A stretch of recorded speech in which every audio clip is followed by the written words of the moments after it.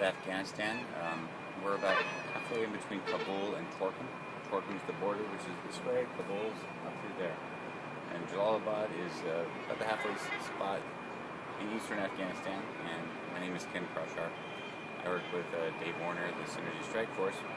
And what we do here at the Taj is create a kind of a geek hub and also a neutral space, so everybody, it's a place everybody can come and communicate and not be intimidated by bases or even neighborhoods. So, that's who I am. That's what we're doing here at Taj. Okay, and how does that fit into a burner ethos? What happens here at the Taj? The burner thing.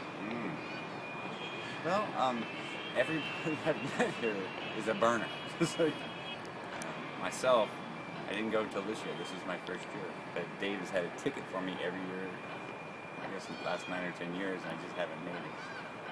But the people who I meet here are just, the simplest word is just groovy. It's like, and I don't mean to sound like an old hippie, but they're just in flow.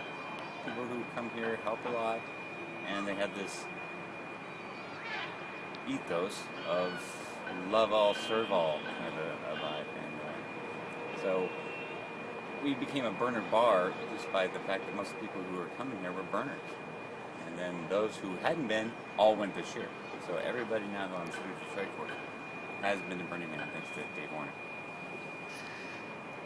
Okay, and just explain the burner bar briefly. How is that a neutral space, and what does that do in the middle of a war zone?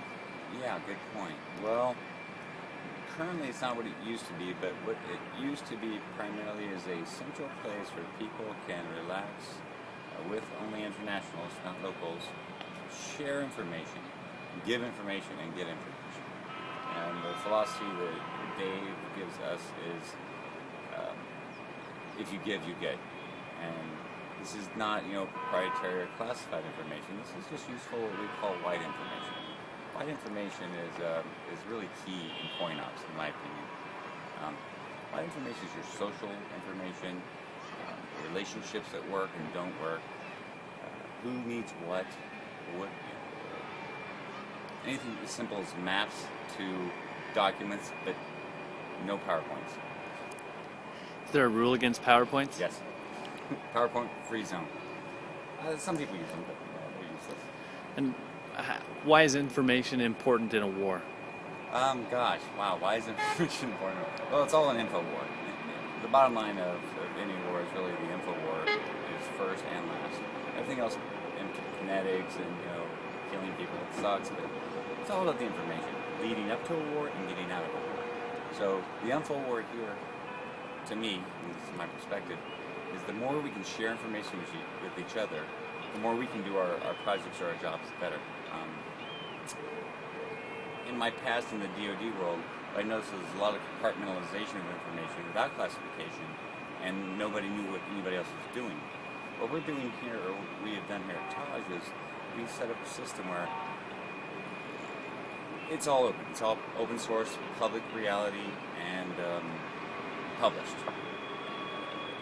There's nothing here that we're like, hey, I don't want to tell this guy this thing. It's more like, hey, I met this guy over here. Oh, you have a project? Oh, you need maps? Oh, so what I think information is critical in a war, to get you into it and to get you out of it. And back to the reference to white information, it's recently kind of been coined in documents and stuff. It's always been here. Just not a lot of people were thinking it was important. And especially in the military circles, I believe, if it's not classified, they don't care. And at the same time, people who don't do clearances and stuff, if it's classified, they can't see it, so it doesn't help them. So what white information is, it breaks it down to a more accessible, shareable tool. Data science.